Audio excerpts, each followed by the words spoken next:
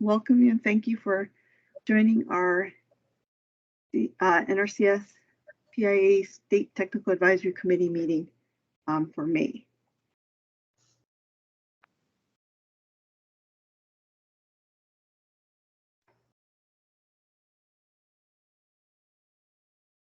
So today, what we're hoping to do is I'm welcoming you, and then we're going to have an introduction of our acting director, JB Martin, when he gets on. Oh, good, more people. Hi, Nicole. Hi, Yana. So I'm just going over the agenda. So we're going to have our introduction of our acting director, JB Martin, and then let some of the partners introduce themselves. And then, hi, Dave. And then we just have a really short meeting. We're going to have a presentation from the Urban and Small Farm Subcommittee. And then I'm going to go over a few of the funding opportunities that are out. There's a little bit of other business, and then the next meeting. So let's see. Still waiting on JB. So we have had a lot of new staff come on. So kind of while we're waiting, I'm just gonna go ahead and, so JB Martin is our acting director. Travis Thomason took the state conservationist position in Vermont. And so he's left. And then Chad Sharefko, who was our assistant director for programs, got a position in Colorado. And so he also left. So we have Teresa Nels, who is from Florida, is going to be our acting AD for programs for about 3 months. And then we also have a new at the last meeting, Han Wen, who is from acting AD for engineering, that was from Florida also, did a presentation on the watershed program. And then, so since then, John Matthews has come on, and he's our new AD for engineering. So people that are interested in watershed ops, watershed operations, rehab, and when we have EWP, John will be kind of spearheading those efforts. All right. Okay, and then so I'm going to talk about JB Martin, even though I think he's going to jump on, but he comes to us from Texas. He's the deputy state conservationist in Texas. Worked in a number of offices and positions with NRCS throughout. He will be here until well, indeterminate amount of time, maybe 4 to 6 months till we get a new director. But he's been a breath of fresh air and has kind of taken the reins. So hopefully you all get a chance to meet him. All right, I'm gonna keep allowing away. I think when he comes on, we'll do some partner introductions and then let him tell a little bit more about himself. But in the meantime, maybe we can have John tell us a little bit about the Urban and Small Farm Agricultural Subcommittee. John's graciously agreed to be the chair of this committee for us for the first year. I'm going to turn it over to John. Okay, thank you. Appreciate it, Susan. And I think I kind of got drafted into this position, so please help me any way you can, the rest of you. My background is much more education than it is formal agriculture, although I've been a backyard agriculture major for many years since I live in Hilo, and I've got a little bit more than an acre of a backyard.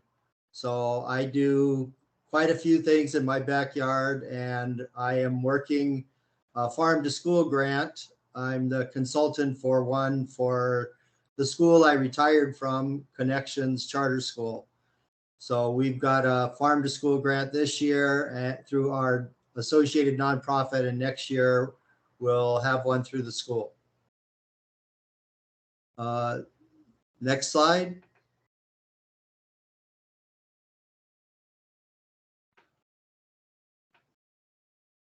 So the focus on urban agriculture is fairly new.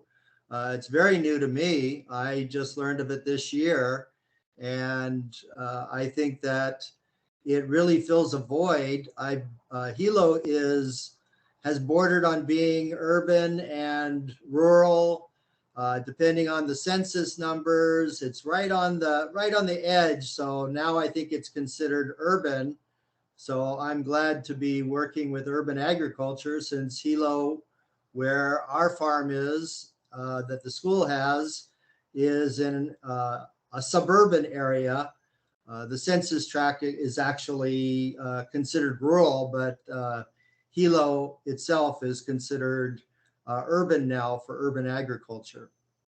And this is a subcommittee of the State Technical Advisory Council. Next slide.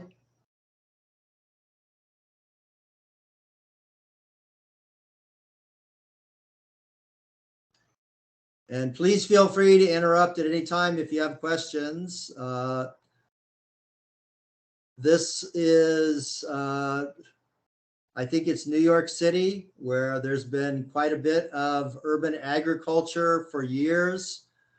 They do some pretty interesting things in New York City with tunnels and with all kinds of projects they have. Another city that I've seen a lot of urban agriculture projects going on is Denver, Colorado. But I think that they are really popping up all over the country, and it's great that now we can try to find some better funding sources for those, especially the small ones that would like to start. Next slide.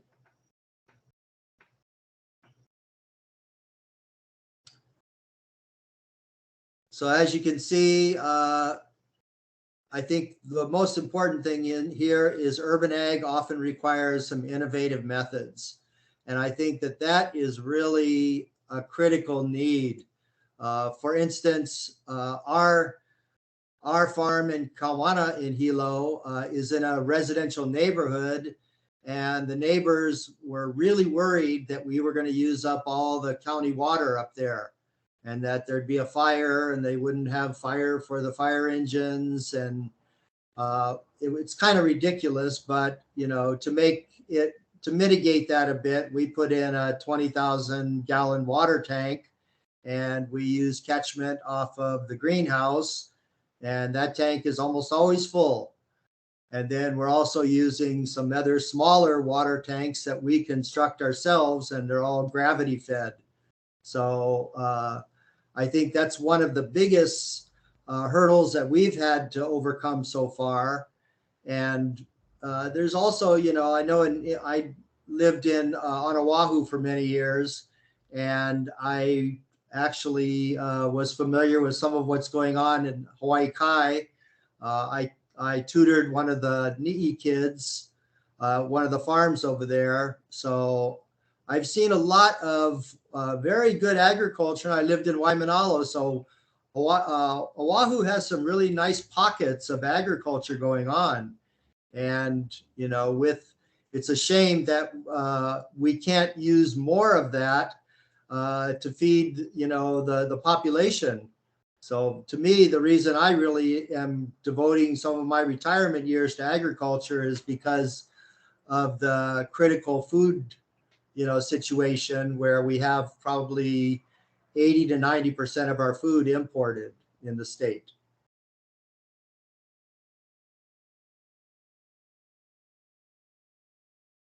So the first things that we need to start on, we've already started looking at the charter, and we've got a pretty good rough draft of the charter for this urban agriculture group, the state of Hawaii, or the Pacific PIA region. I think defining urban agriculture is, it's a little more complex than I thought it would be. I thought urban agriculture would just be basically, well, if it's not rural, then it must be urban. But and I've talked to different people in USDA programs in rural development, and some of them have told me that you know, they've had to go out and look in many different ways to try to identify if an area is rural. And one of their best tools, they've said, is looking at the airport. I guess the airports are classified as either urban or rural. And so that's how they've looked at some of the, especially in the Pacific Island regions, to determine if they were able to apply for some of the funding sources. The needs, the emerging practices, the resource concerns. I talked a little bit about water. I know that's one of the big ones. And there are many barriers to implementation. I was telling Susan before the meeting started that I taught on Oahu for many years, and we tried to start gardens at most of the schools I was at.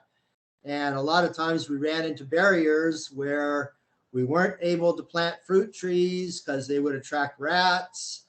And the gardens, if the custodian wasn't our best friend, then sometimes they complained to the union that they didn't want to take on this extra work that was going to be involved in caring for the gardens in the summer. So that's some of the barriers I'm familiar with. I know there's many more that all of you have probably run into. If anyone wants to comment on any of these, I'd love to hear it. I do something at some meetings. I won't do it this time, but when I have a group of quiet attendees, we do something called a go-around. And I don't want to scare people to come to our meetings, but a go-around is just basically you either say something or you pass. So I may use that method in the future. Next slide.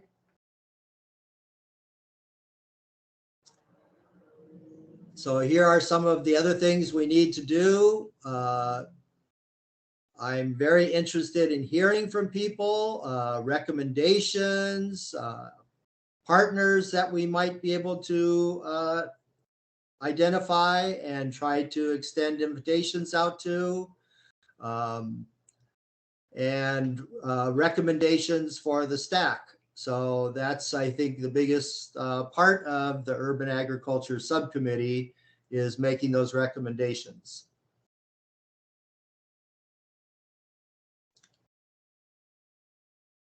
And here it is in another way for those who are more visual.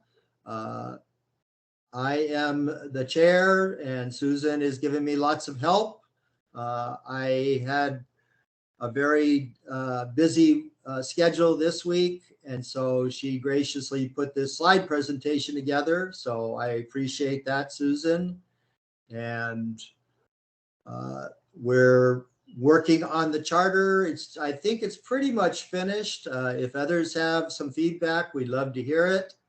And I think you have my email in the next slide or someplace soon.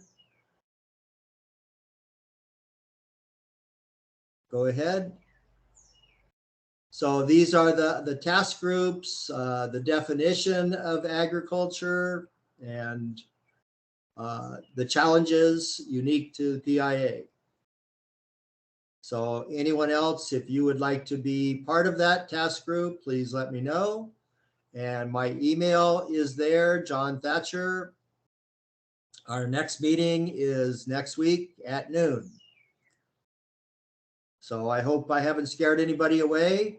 I'm pretty sure that my microphone is on. I would love to hear any questions or comments from the group. So I'll stop talking for a couple of minutes.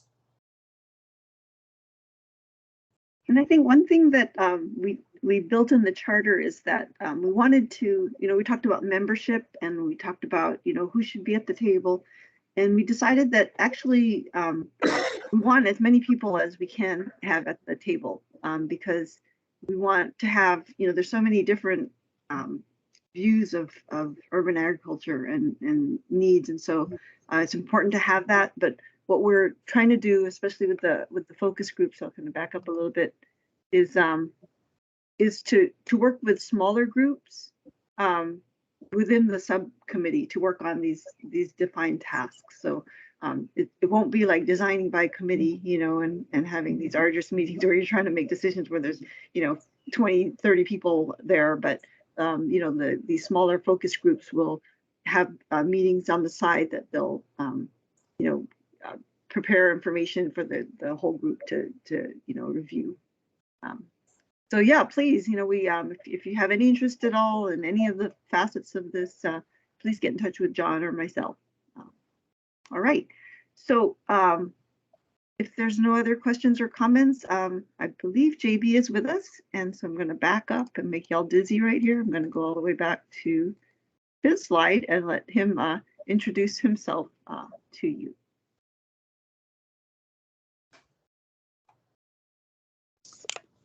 Good afternoon, everyone. Sorry for the delay. I was caught up trying to review a proposal that I'm behind on, so I do apologize for not ask at 1 o'clock. But I just want to say thank you and welcome to each and every one of you. Please forgive the construction noise. I'm sitting in the conference room. I just want to thank you for the efforts that each of you are doing. And I know urban conservation is one of the big pushes for the agency now, and I know some people have different viewpoints on urban conservation. I had an opportunity to visit Maui last week to take a look at some projects related to urban conservation and see how they fit into the scope of our programs. And I do know here on the island that due to the small sizes of farms and year-round production and diverse cropping systems, high percentages of HU participants, historically underserved participants, could be potential barriers for participating in our programs. However, with our current initiative in urban conservation is based on the things that we've been shown and been educated on. There'll be many opportunities in that effort. And so hopefully with this group and others, with your participation, your assistance will be valued to help us get to the next step as far as being able to reach as many producers as we can. That can be a challenge for our staff, but I think with the right innovation, communication, leveraging, and things of that nature, we can get to that point. I'm trying to schedule a visit to the Big Island next week, the first week of June, to take a look at some projects over there with our Assistant for Field Ops, Mr. James Eller. So I'm looking forward to that. Because, you know, as we try to organize and plan and orchestrate, you know, our programs here on is good for us to know what's actually being done out in the field. We can't do that remotely. So I look forward to that opportunity to get out and about throughout the island. So thank you. Keep it short. I'm more interested in hopefully hearing what most of you have to say and making sure we have all our bases covered. And what I mean by that is we're going to really dig our heels deep down in urban conservation and what our producers provide here on the islands. Make sure that, you know, most folks, if not all, if we can, are represented and have a voice. It's all about having a voice. It's all about having a stake, and we want those voices to be heard. So thank you a bunch. I appreciate that. Mr. Martin, did you say you're going to be on the Big Island?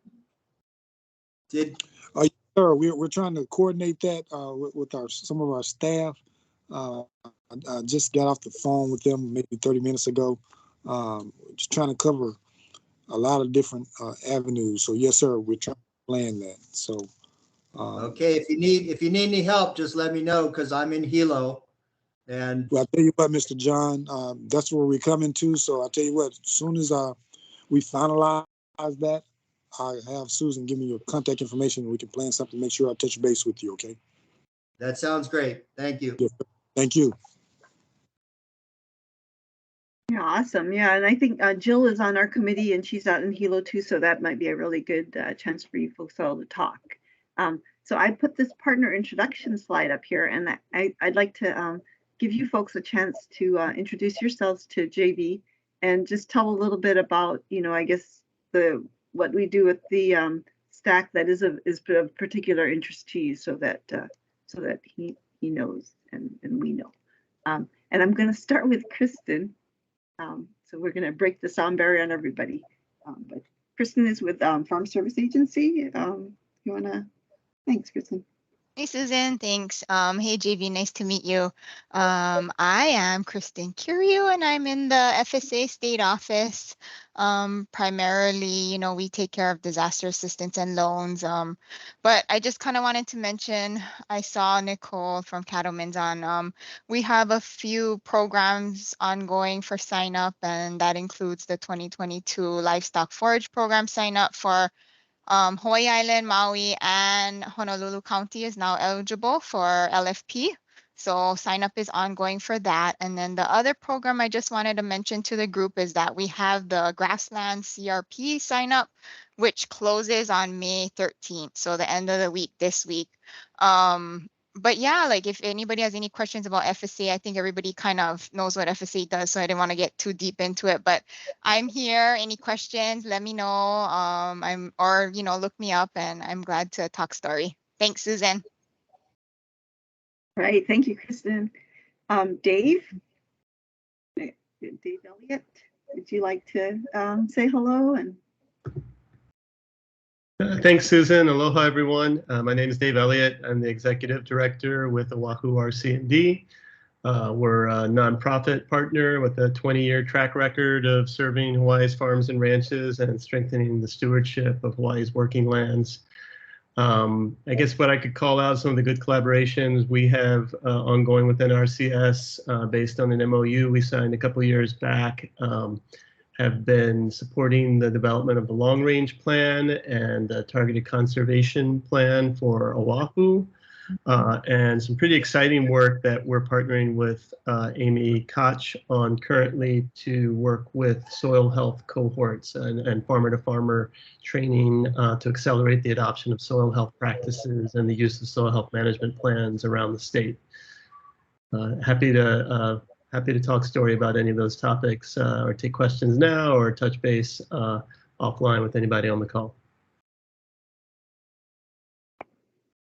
all right, thanks. Great partner.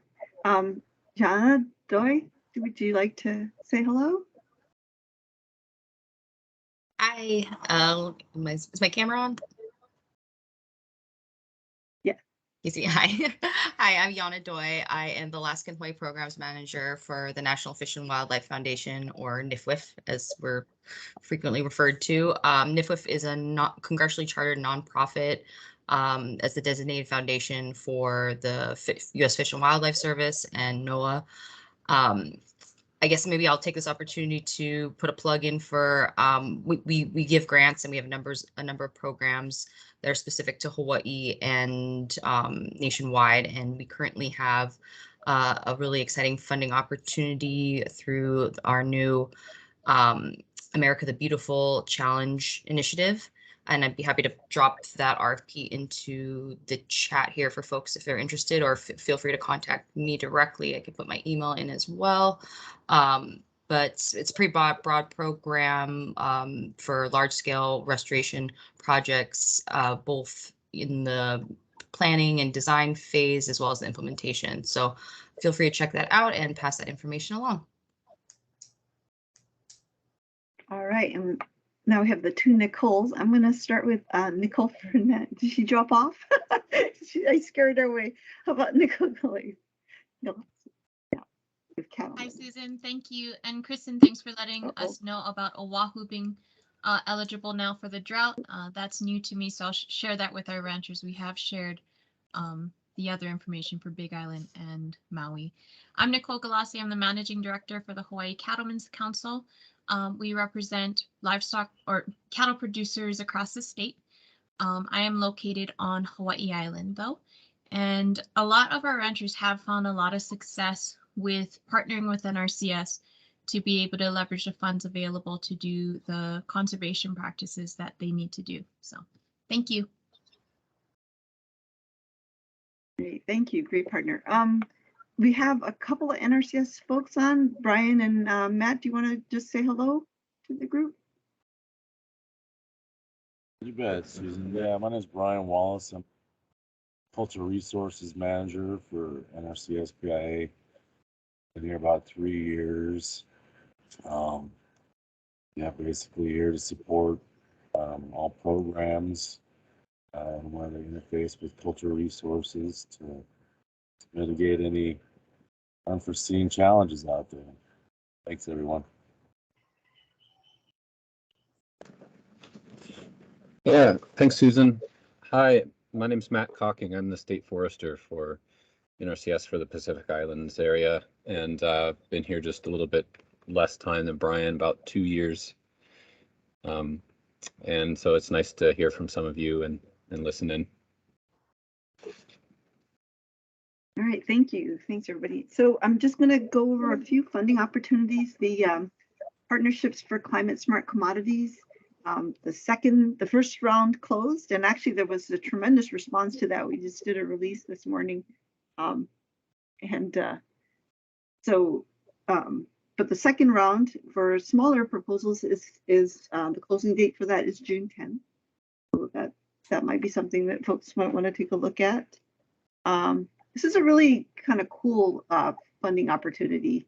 And I think if actually just looking at that, most of you are on there know about it, but it has no match requirement. And it's looking at ways to do agriculture more climate smart. So it's kind of an interesting thing where you're looking at things like soil health and maybe agroforestry or silvopasture versus traditional ways of doing agriculture. Also, we have our Pacific Islands area strategic partnership funding opportunities still open. That's open until May 27th. Here's NIFWIF's America the Beautiful Challenge, RFP information. There's also this Office of, let's see what it is, Office of Partnership and Public Engagement. They have this outreach and assistance for socially disadvantaged farmers and ranchers, and that's actually kind of a nice grant opportunity to just do more outreach, and which we normally don't pay very much for. So that might be something for folks to look into as a companion to some other work that they're doing. There's also the Bureau of Reclamation's Water Smart Grants programs is open. Their water and energy efficiency grants. So maybe you want to take a look at that. And of course, always grants.gov is where things are at, and all the federal grants at least. And you can do searches. I always recommend going beyond NRCS, USDA. There's a lot of things out there. Okay. I do want to just kind of mention that we do have a partner that we're looking at having them do a presentation, just like we did that sharing session in, I think it was January. We're going to do it at our next meeting. So, if you're interested, mark your calendars. It's the presentation on restoring ecosystem services and biodiversity through cost-effective and resilient agroforestry systems, and it'll be by Brett Bremer. And then our next meeting is August 9th. Is there anybody? I mean, I want to open the floor. Is there anything that people are concerned about, that they're seeing with our programs, that maybe there are things that we need to discuss and maybe look into, or information that you want about how we do programs that we can present at our next meeting? Pretty small group, so feel free to. All right. If not, I think I can give you back a half an hour of your day. So it's a little bit light. We've got, hopefully our programs will be up and running at our next meeting, and we can give you an update there. But otherwise, thank you, everybody. Thanks, Susan and team. Okay, take care. Thanks, Great Susan. summer. We'll Aloha. talk to you. Oh, yes. Aloha, everybody.